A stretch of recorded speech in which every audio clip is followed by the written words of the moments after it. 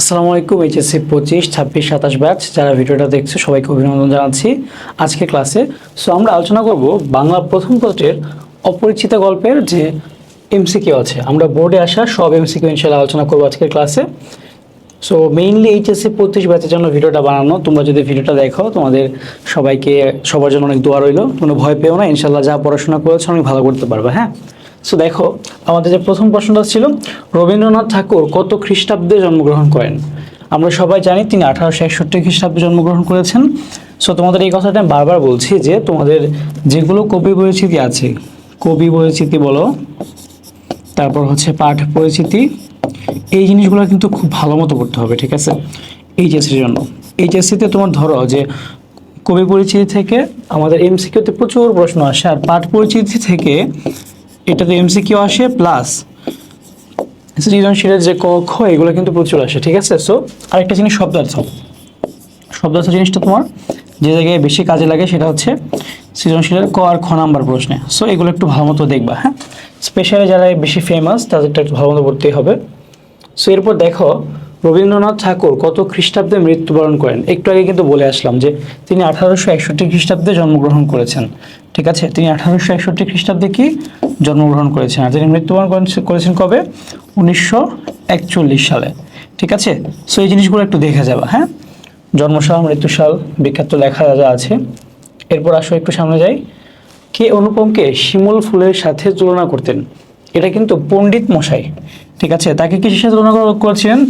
একটা হচ্ছে কি শিমুল ফুল, আরেকটা কি মাকাল ফল, আরেকটা কি মাকাল ফল। শিমুল ফুল আর হচ্ছে মাকাল ফল, এই দুইটা জিনিসের সাথে কিন্তু তুলনা করা হয়েছিল তাকে, ঠিক আছে? তারপর দেখেন সামনে গিয়ে এখানে যে আসর জমাতে অদ্বিতীয় কে, এখানে কিন্তু গল্পে হরিশ, ঠিক আছে? হরিশ কিন্তু আসর জমাতে খুবই অদ্বিতীয়। সে হচ্ছে এমনভাবে বলতে পারে, সব কিছু এক্সপ্লেন করতে পারে। তোমার ফ্রেন্ড সার্কেলে এমন কিছু ফ্রেন্ড আছে না যারা খুব বেশি ভালো মতো একটা জিনিসকে একদম তিলকে তাল বানায়? সো হরিশ ছিল ওইরকম। ওকে, তারপর দেখেন কলিকাতার বাহিরে বাকি যে পৃথিবীটা আছে সমস্তটাকে মামা আন্দামান দ্বীপের অন্তর্গত বলিয়াই জানেন। অপরিচিত গল্পের এই উক্তিতে মামার চরিত্রে যে বৈশিষ্ট্য ফুটে উঠেছে তা হলো।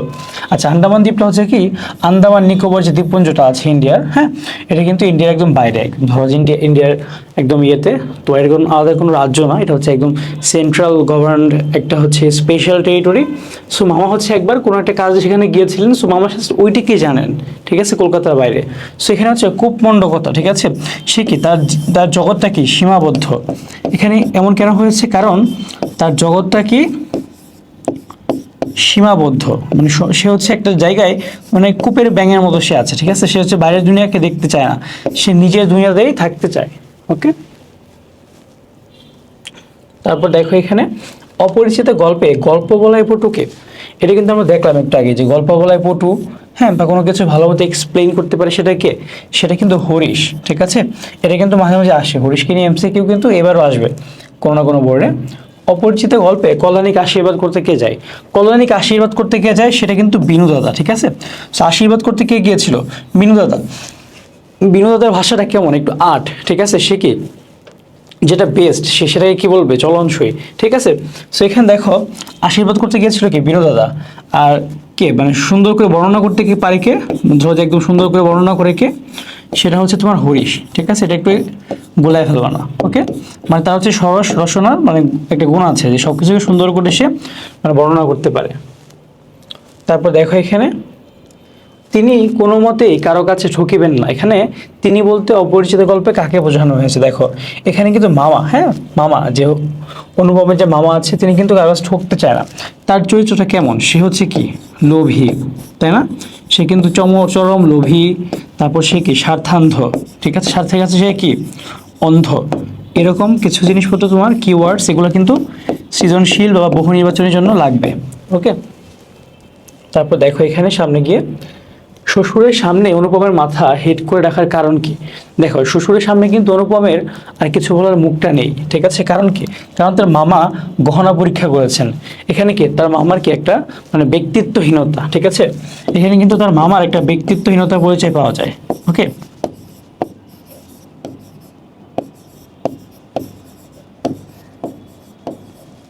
ওকে, তারপর আমরা সামনে যাই। এখানে দেখো অনুপমের মামা সাথে করে শ্যাকরা নিয়ে যাওয়ার কারণ কি? শ্যাকরা মানে কি, যারা হচ্ছে কি গহনা দেখে চিনতে পারবে, ঠিক আছে। So, বিশ্বাসের যে অভাবটা তার মামার, যেখানে ব্যক্তিত্বহীনতা বা একটা বিশ্বাসের অভাব, এই ধরনের চরিত্রকে ফুটিয়ে তোলার জন্য তিনি কি শ্যাকরা নিয়ে গিয়েছিলেন। তারপর দেখেন অপরিচিত গল্পে বিয়ের অনুষ্ঠানে কন্যার গহনা মাপার মধ্য দিয়ে মামার কোন মনোভাব প্রকাশ পেয়েছে সেটা এখানে দেখো যে মানে মামার কোন মনোভাব, মামা আসলে কেমন, মানে কি তিনি কি চাচ্ছেন আসলে। এখানে দেখেন কপটতা আসলে হয় না তো। তারপর দেখেন অপমানও কিন্তু হয় না, ঠিক আছে। সো এখানে মামার একটা অবিশ্বাস, হীনমন্যতাও কিন্তু হচ্ছে না এখানে। তার মানে কি মামার যে একটা অবিশ্বাস, হ্যাঁ, তাদের মধ্যে, সেটা কি প্রকাশ পেয়েছে। তারপর দেখো যে আমার কন্যার গহনা আমি চুরি করিব, এই কথা যারা মনে করে তাদের হাতে আমি কন্যা দিতে পারি না। এখানে কিন্তু তার একটা আত্মমর্যাদা বোধ বা ব্যক্তিত্ব বোধ এসব কিন্তু প্রকাশ পেয়েছে শম্ভুনাথ বাবু, ঠিক আছে। একটা চরম ব্যক্তিত্ব বোধের একটা প্রকাশ এখানে তিনি করেছেন। আত্মমর্যাদা বোধ বা ব্যক্তিত্ব বোধের একটা প্রকাশ আমরা পেয়েছি এখানে। তবে চলুন আপনাদের গাড়ি বলিয়া দিই, উক্তিটিতে প্রকাশ পেয়েছে শম্ভুনাথ বাবুর কি? এখানে দেখো প্রত্যাখ্যান, ঠিক আছে। দেখো ভদ্রতা কিন্তু হয় না এখানে, তাই তো এটা ছিল না, তাই কারণ সে কিন্তু বিয়েটা না পড়িয়েই পাঠিয়ে দিচ্ছে, প্রতিরোধনা, এটা কি প্রত্যাখ্যান, যে আপনাদেরকে রিজেক্ট করে দিলাম, ঠিক আছে। যে মানে আপনারা যারা ভাবেন যে আমার কন্যার গহনা আমি চুরি করতে পারি, তাহলে আমার কন্যা তো আপনাদের বাসায় ভালো থাকবে না, এরকম একটা পরিস্থিতি এখানে তৈরি হয়েছে। তারপর দেখো এখানে ঠাট্টার সম্পর্কটাকে স্থায়ী করিবার ইচ্ছা আমার নাই, এই উক্তিটিতে কি প্রকাশ পেয়েছে? দেখো এখানে দুর্বলতা কিন্তু না, দেখো এখানে কি আমার ইচ্ছা আমার নাই, মানে ইচ্ছা নাই মানে কি সে কিন্তু খুবই স্ট্রং, হ্যাঁ, খুবই শক্তিশালী একটা মনোভাব কিন্তু এখানে আমরা দেখতে পাচ্ছি। সো আমাদের অ্যান্সারটাও কিন্তু এরকমই হবে, শক্তিশালী। সো দুর্বলতা কিন্তু এখানে হচ্ছে না, বাদান্যতাও হচ্ছে না, বলিষ্ঠতা এইটাই কিন্তু হয়, হীনমন্যতা কিন্তু কোনোভাবেই হয় না, কারণ তার মধ্যে একটা শক্তিশালী একটা ভাব এসেছে এখানে। তারপর আমরা দেখি আসেন, অপরিচিত গল্পে মেয়ের বিয়ে হইবে না এই ভয় যার মনে নাই, তার শাস্তির উপায় কি? উক্তিতে প্রকাশ পেয়েছে কি? এখানে দেখো যে আগামী সময়ের ইঙ্গিত, এখানে লাইনটা কি যে মানে মেয়ের বিবাহ হইবে না তার শাস্তি, মেইন জিনিসটা হচ্ছে কি মানে যার মেয়ের বিবাহ হওয়ার ভয় নাই তার শাস্তি কি। এখানে দেখো আগামী সময়ের ইঙ্গিতটা আসলে এখানে আসে না, আগামী সময়ের ইঙ্গিত গল্পে এসেছে কখন, যদি এই লাইনটা বলতো যে অপরিচিত গল্পের কল্যাণী কি করেছে, সে কিন্তু তার দেশমাতৃকার সেবায় নিয়োজিত করেছে নিজেকে, সেটা কিন্তু আগামী সময়ের ইঙ্গিত। পরিবর্তিত সমাজ ব্যবস্থা এটাও কিন্তু হয় না, এখানে কিন্তু মেইনলি শম্ভুনাথ বাবুর যে সাহসিকতা, ঠিক আছে, এইটাই কিন্তু মেইনলি এখানে স্থান পেয়েছে। ওনার নির্বিকার তো নাই, কারণ সেহেতু নির্বিকার ছিল না এখানে, ঠিক আছে। সো এটা একটু দেখবা তোমরা। আর তোমাদেরকে আমি একটু আবারও বলি যে অপরিচিতা গল্পে স্পেশালি অপরিচিতা গল্পের, হ্যাঁ, পাঠ পরিচিতিটা স্পেশালি, কারণ এইখানে পাঠ পরিচিতিতে অনেক কিছু দেওয়া আছে একটু ডিফারেন্ট। প্রতি বছর বোর্ড পরীক্ষার পরে এই জিনিসটা না তোমার হচ্ছে একটু ডাউটে পড়ে যায় স্টুডেন্টরা, যে আসলে কি মানে কোনটা প্রকাশ পেয়েছে। পাঠ পরিচিতিতে একদম ডিরেক্ট তুলে দেয়, কিন্তু স্টুডেন্ট ভাবে যে এটাতে অ্যান্সার হয় না, আমি যেটা ভাবতেছি এটা অ্যান্সার, পরে কিন্তু রেজাল্ট দেওয়ার পরে কিন্তু ভুল করে ফেলে, ঠিক আছে। তারপর দেখেন কোন ঘটনায় অনুপমের মন পুলকের আবেশে ভরে গিয়েছিল, এটা হচ্ছে দেখো বিনোদা কর্তৃক মেয়ে পছন্দ হওয়া এমন না, বিবাহের দিন ক্ষণ ধার্য হওয়া এটাও কিন্তু না, বিবাহ করতে না পারা কল্যাণীর পণ, বিবাহ যে করবে না, হ্যাঁ, মানে বিবাহ না করার জন্য কল্যাণী যে পণ করেছিল সেটা কি, মানে অনুপমের মনক্ষণ কিন্তু হয়ে গেছে। যেমন ধরো তুমি তোমার কাউকে পছন্দ, ঠিক আছে, তুমি হচ্ছে তোমার একটা ভয় যে ধরো তোমার সাথে তার আর কিছু নাই, সে তোমাকে ছেড়ে চলে গেল, কিন্তু তোমাকে ছেড়ে চলে গিয়ে যদি অন্য কারোর সাথেও না যায়, তাহলে কি একটা মানে ভয় কিন্তু নাই আর, মানে কি তোমার একটা সুযোগ আছে সামনে। সো অনুপম এই জন্য খুশি হয়েছিল যে আমার সাথে না যাক, অন্য কারোর সাথে তো আপাতত যাচ্ছে না, মানে আমি একটা সুযোগ পাবো সামনে। গাড়িতে কল্যাণীর সাথে সাক্ষাৎ এটাও না, সো এটা মানে কি তার একটা সামনে কি সুযোগ আছে, মানে এইখানে আসলে মেইনলি কি বুঝতেছি আমরা, সামনে কি একটা সুযোগ আছে, হ্যাঁ, এখনো হাল ছাড়া কিছু নেই। ওকে, তারপর এখানে দেখেন যে অপরিচিত গল্পে কল্যাণী বিয়েতে কোন ধরনের শাড়ি পরেছে বলে অনুপম কল্পনা করে, অনুপমের কল্পনায় কিন্তু সে লাল শাড়ি পরেছিল, ঠিক আছে, একদম বইয়ের যে লাইনগুলো লাইন টু লাইন যদি ঠিক মতো পড়ো তুমি তাহলে পারবা। ওকে, তারপর দেখেন এখানে কল্যাণীকে বিয়ে না দেওয়ার কারণ কি, এখানে দেখো অভিমান না, আত্মসম্মান বোধ, হ্যাঁ এটা হয়, অহংকারও না, রাগও না, ঠিক আছে। সো এখানে তাদের যে একটা আত্মসম্মান বোধ ছিল, কেমন ছিল এটা, কারণ যারা ভাবে যে সে নিজের মেয়ের গয়না বাবাই চুরি করতে পারে, তাদের কাছে তো আসলে মেয়ে বিয়ে দিয়ে চলে না। আর যাই হোক, ওকে। তারপর দেখো এখানে সামনে যে গাছে সে ফুটিয়াছে সে গাছকে সে একেবারে অতিক্রম করিয়া উঠিয়াছে। এই বর্ণনায় কল্যাণীর কোন বিশেষ দিকের কথা বলা হয়েছে? দেখো, সাজসজ্জা না, মার্জিত সুরুচি না, সৌন্দর্যটা। ওকে, উদাসীনতা তো অবশ্যই না। এখানে দেখো তার সৌন্দর্যটাকে তুলে ধরা হয়েছে। যে গাছে সে ফুটিয়াছে সে গাছে সে একেবারে অতিক্রম করে উঠিয়াছে। এমন যে একটা গাছের মধ্যে একটা ধরো ফুল, হ্যাঁ, ধরো এটা একটা গাছ, এই গাছের মধ্যে এত সুন্দর একটা ফুল ফুটছে, সো সেই ফুলটাই কি গাছের চেয়ে মানে মানে সুন্দর হয়ে গেছে, মানে এমন এমন লাগতেছে। ঠিক আছে, অনেকবার ছবি আঁকলাম। ওকে, তারপর দেখো সামনে যাই। সে নিজের চারিদিকের সকলের চেয়ে অধিক রজনীগন্ধার শুভ্র মঞ্জুরির মতো সরল বৃত্তটির উপরে দাঁড়াইয়া যে গাছে ফুটিয়াছে সে গাছকে সে একেবারে অতিক্রম করিয়া উঠিয়াছে। মানে সে এতই সুন্দর যে সে যেখান থেকে এসেছে তার থেকেও সে সুন্দর। ঠিক আছে, সো এটা কে? এটা অবশ্যই কল্যাণী। একদম লাইন এটা মনে রাখতে হবে তোমার। ঠিক আছে, ওকে। তারপর দেখেন এখানে অপরিচিত গল্পে রেল কর্মচারী কতটি টিকিট বেঞ্চে ঝুলিয়েছিল? এটা কিন্তু 2টি টিকিট বেঞ্চে ঝুলিয়েছিল সে, অ্যান্ড এটা কিন্তু আমাদের একদম বইয়ের লাইন টু লাইন ইনফরমেশন। ঠিক আছে, এটা তোমার ভালো মতো পড়তে হবে একটু। এরপর দেখো যে গজানন শব্দের সঠিক ব্যাসবাক্য কোনটি? সেটা কি? গজ আনন যার, এটা কোন সমাস? বহুব্রীহি সমাস। ঠিক আছে, তোমরা অ্যাডমিশন টাইমে ইনশাল্লাহ আমার বহুব্রীহি সমাসের ক্লাস পাবা। ঠিক আছে, ওকে। এখানে দেখেন অপরিচিত গল্পে কল্যাণীর বিয়ে না করার সিদ্ধান্তের কারণ কি ছিল? এখানে হচ্ছে দেখো, লোকলজ্জা না, পিতৃআদেশ না, আত্মমর্যাদা হ্যাঁ, অপবাদও কিন্তু হয় না। সো সে কি, তার মধ্যে যে একটা সেলফ রেসপেক্ট, ঠিক আছে, তার মধ্যে যে একটা আত্মমর্যাদা বা সেলফ রেসপেক্টের জায়গা ছিল, সে কিন্তু সেই জায়গাটা থেকে বিয়েটা করে নাই শেষ পর্যন্ত। ওকে, এখানে দেখো জরিমা শব্দের অর্থ কি? জরিমা মানে কি? একটু আড়ষ্টতা, মানে ধরো যে একটু আটকে আটকে যাচ্ছে ব্যাপারটা এমন। দেখো, জড়িয়ে থাকা না, চাকচিক্যও হয় না, জং ধরা হয় না, এখানে কি? আড়ষ্টতা। ঠিক আছে, এরপর আসি আমরা একটু সামনের দিকে। এখানে দেখেন কোন ঘটনাকে অপরিচিত গল্পের শীর্ষ মুহূর্ত বলা যায়?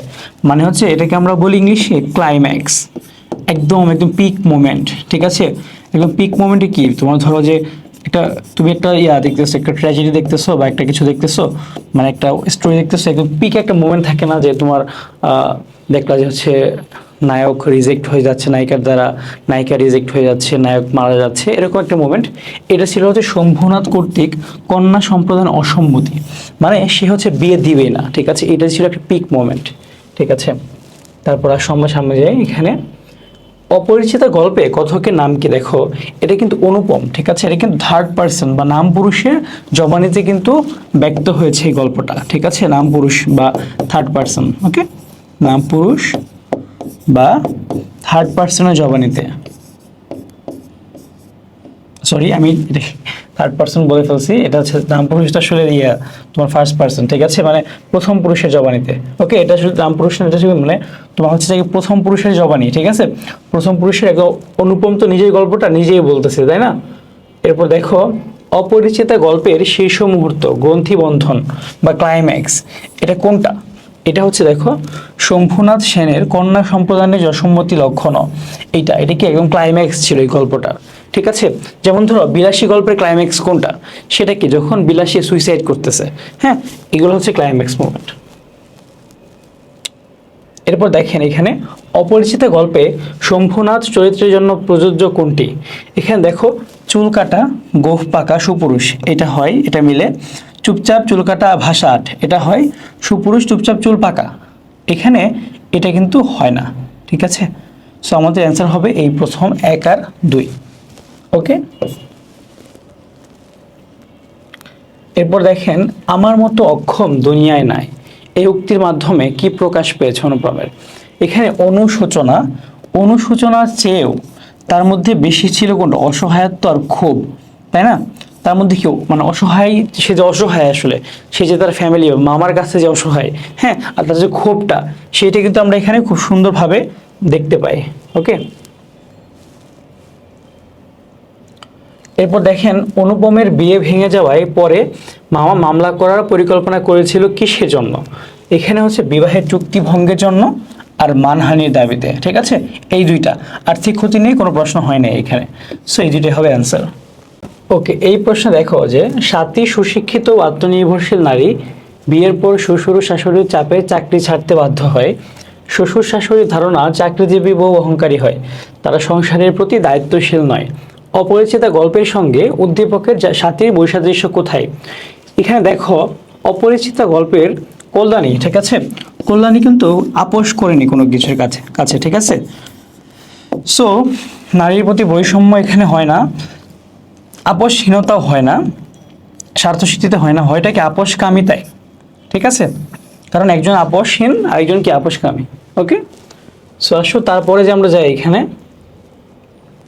7টি সুশিক্ষিত সেম উদ্দীপক, উদ্দীপকের শ্বশুর শাশুড়ি মানসিকতার সাথে অপরিচিত গল্পের কোন উক্তির মিল রয়েছে? সেটা হচ্ছে আমাদের ঘরে যে মেয়ে আসিবে সে মাথা হিট করিয়া আসিবে, এইটার সাথে কিন্তু মিল আছে 7টির সাথে।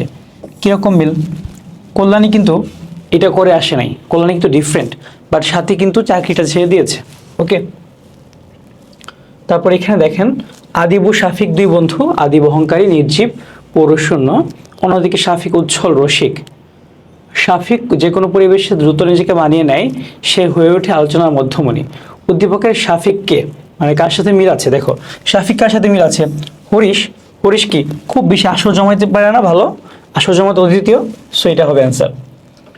তারপরে এখানে দেখো যে সেম উদ্দীপক, কোন কারণে উদ্দীপকের আদি ও অপরিচিত গল্পের অনুপম সাদৃশ্যপূর্ণ? দেখো অনুপম মিল আছে কেন? অহমিকা না, অনুপমের মধ্যে আসলে অহমিকা নাই, নিস্পৃহতা, এটা কিন্তু হয় মেরুদণ্ডহীনতা, এটা কিন্তু হয়। 2 আর 3টা হলে অ্যান্সারটা মিলবে। তারপর আসো আমরা একটু দেখি এদিকে। শাকিল সাহেব শিক্ষিত মানুষ, তার আত্মসম্মান বোধ প্রখর। মেয়ে শিরিনের বিয়েতে নিজের অনিচ্ছা সত্ত্বেও সাধ্যানুসারে বরপক্ষের যৌতুকের দাবি পূরণ করতে রাজি হন, কিন্তু উচ্চশিক্ষিত শিরিন যৌতুকে অসম্মতি জানিয়ে এই বিয়ে প্রত্যাখ্যান করে। উদ্দীপকের শাকিল সাহেবের অপরিচিত গল্পে কার সাথে তুলনীয়? এখানে কিন্তু দেখো শম্ভুনাথ বাবু। শম্ভুনাথ বাবু কি ডাক্তার ছিলেন এবং তিনি তার মধ্যেও কি আত্মসম্মান বোধ প্রখর, কিন্তু সে কিন্তু মেয়ের ভালোর জন্য বা মেয়ে যাতে সুখে থাকে সেজন্য কিন্তু সে বাধ্য হয়েছিল বা দিতে চেয়েছিল শুরুতে, হ্যাঁ, যৌতুক। আচ্ছা, তারপর যদি আমরা একটু দেখি এখানে সেই উদ্দীপকে শিরিনের সাথে কল্যাণীর মিলটা কোথায়? শিরিনের সাথে কল্যাণীর মিল হচ্ছে দেখো উভয়ে কি শিক্ষিত, উভয়ে কি ব্যক্তিত্ব সম্পন্ন, বাবার আজ্ঞাবাহী কিন্তু না, সো এখানে অ্যান্সারটা হবে এইটা, ঠিক আছে। রামসুন্দর বাবু বনেদি ঘর পেয়ে মেয়ে বিয়ে দিতে উদ্যত হন। এক্ষেত্রে তিনি বরপক্ষ থেকে দাবিকৃত দেনা পাওনা চুকিয়ে দিয়ে মহাসাড়ম্বরে মেয়ের বিয়ে সম্পন্ন করেন। উদ্দীপকের রামসুন্দর বাবুর সাথে অপরিচিত গল্পের কোন চরিত্রের বৈসাদৃশ্য রয়েছে? সেটা হচ্ছে শম্ভুনাথের সাথে। শম্ভুনাথ কিন্তু ওইভাবে শেষ পর্যন্ত বিয়েটা দেয়নি, ঠিক আছে। তারপর দেখো এখানে সেই উদ্দীপকে ও অপরিচিত গল্পে ফুটে উঠেছে কি? দেখো এখানে কিন্তু কি একটা তোমার কুসংস্কার, এটা কিন্তু আছে অবশ্যই, সে বিভিন্ন ধরনের কুসংস্কার আছে, এখানে অনেকগুলোর কথা বলা হয়েছে, যৌতুক প্রথাও আছে, বাট প্রতিবাদী চেতনা কিন্তু উদ্দীপকে দেখতে পাচ্ছি না আমরা। গল্পে দেখেছি ঠিক আছে, বাট উদ্দীপকে কিন্তু কোনো প্রতিবাদী চেতনা নাই, সে অ্যান্সার হবে 1 আর 2, ঠিক আছে। তারপর এখানে দেখো যে বাবার মোটা টাকার যৌতুকের দাবির কারণে সবুজের বিয়ে ভেঙে যেতে বসলো। পিতার অনুগত সন্তান হওয়া সত্ত্বেও সবুজ শেষ পর্যন্ত বিনা যৌতুকে রথিকে বিয়ে করে আনলো। উদ্দীপকের সবুজের বাবার সাথে অপরিচিত গল্পের কোন চরিত্রের মিল আছে? সেটা হচ্ছে কি মামা, ঠিক আছে, সেটা কে? মামা। তারপর দেখো এখানে বাবার মোটা টাকা সেই উদ্দীপকের সবুজের কোন বৈশিষ্ট্য অপরিচিত গল্পের অনুপমের চরিত্রে থাকলে তার বিয়ে ভাঙতো না? সেটা হচ্ছে ব্যক্তিত্ব বোধ, সেটা কিন্তু অনুপমের মধ্যে একদমই ছিল না, সে কিন্তু যথেষ্ট একটা ব্যক্তিত্বহীন মানুষ ছিল, ঠিক আছে। তারপর দেখো এখানে শাওনের বিয়ে চূড়ান্ত হয় অন্যার সাথে, যৌতুকের দাবি পূরণ না হয় মোতালেব সাহেব ছেলের বিয়ে ভেঙে দিতে চান, বাবার অন্যায় আবদার শাওন মানতে নারাজ, সে যুক্তি দিয়ে বাবাকে বুঝিয়ে যৌতুক না নিয়ে অন্যকে বিয়ে করে। সেখানে মোতালেব সাহেবের সাথে অপরিচিত গল্পের কোন চরিত্রের মিল পাবা? অবশ্যই কার সাথে মিল পাবা? এখানে দেখো এখানে আমাদের মোতালেব সাহেব কি ছেলের বিয়ে ভেঙে দিতে চায় কেন? যৌতুকের জন্য। তাহলে কি হবে? অবশ্যই মামা হবে, ঠিক আছে।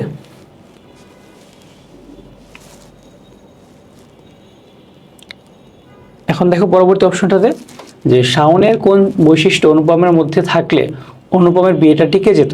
আসলে আমরা একটু দেখি। এটা হচ্ছে কি সাহসিকতা অনুপমের ছিল না, ব্যক্তিত্ব ছিল না, গভীর ভালোবাসা আসলে এখানে ইন্ডিকেট করে নাই। সো অ্যান্সারটা হবে কি ক। তারপর এখানে দেখো, একদল শ্রমজীবী নারী পুরুষ লঞ্চে করে গ্রামে যাচ্ছিল ঈদের ছুটিতে। বিত্তবান মোহিত সাহেব স্ত্রী সন্তান এবং আত্মীয় পরিজন নিয়ে লঞ্চে উঠলো। লঞ্চ কর্মীরা শ্রমজীবীদের সিটগুলো ছেড়ে দিতে বললো। অনেকেই ছেড়ে দিলেও প্রতিবাদ জানিয়ে নিজের সিটে জয়ে বসে থাকে গৃহকর্মী হালিমা। সো এখানে হালিমা কি প্রতিবাদী, ঠিক আছে। সো দেখো এখানে উদ্দীপকের হালিমা অপরিচিত গল্পে কাকে প্রতিনিধিত্ব করে, এটা কিন্তু কল্যাণী। ওকে, তারপর দেখো এখানে আমাদের উদ্দীপকে উঠে আসা অপরিচিত গল্পের প্রসঙ্গটা কি। প্রথমত কি প্রতিবাদ এসেছে, তারপর কি শ্রেণী বৈষম্য এসেছে। এখানে কিন্তু ধর্মীয় উৎসব যাত্রা সেটা কিন্তু নাই, ঠিক আছে। ওকে, সো আমাদের অপরিচিত গল্পের এমসিকিউটা শেষ। আশা করি আমাদের প্লে লিস্টে তুমি সবগুলাই খুঁজে পাবা। তুমি হচ্ছে যদি অন্য কোনো প্ল্যাটফর্ম থেকে দেখো আমাদের ক্লাসগুলো করতে চাইলে তুমি কি অন্বেষণ এইরু নামে যে ইউটিউব চ্যানেলটা আছে সেখানে যাবা, সেখানে গিয়ে কি তুমি সার্চ করলেই পেয়ে যাবা, ঠিক আছে। সো আমাদের যারা এইচএসসি তোমার 25 থেকে 26 ব্যাচ আছো, তোমরা যারা ডিইউবি ইউনিটে ভর্তি পরীক্ষা দিতে চাও বা অন্যান্য ভার্সিটিতে, তোমাদের জন্য আমাদের একটা কোর্স আছে ভার্সিটি বিজয় 2.0। এইটাতে তোমরা এই সুবিধাগুলো পাবা। তোমাদের এখন বলে টাইম ওয়েস্ট না করি, যারা ইন্টারেস্টেড আছো তারা কিন্তু ভর্তি হয়ে যেতে পারো, ঠিক আছে। আমাদের এই কোর্সটাতে তুমি খুব মানে একটা ভালো সার্ভিস পাবা ইনশাল্লাহ, একটা বেস্ট আউটকাম পাবা ইনশাল্লাহ। ওকে, সবাই ভালো থাকো, পরীক্ষা ভালো মতো দাও, আল্লাহ হাফেজ।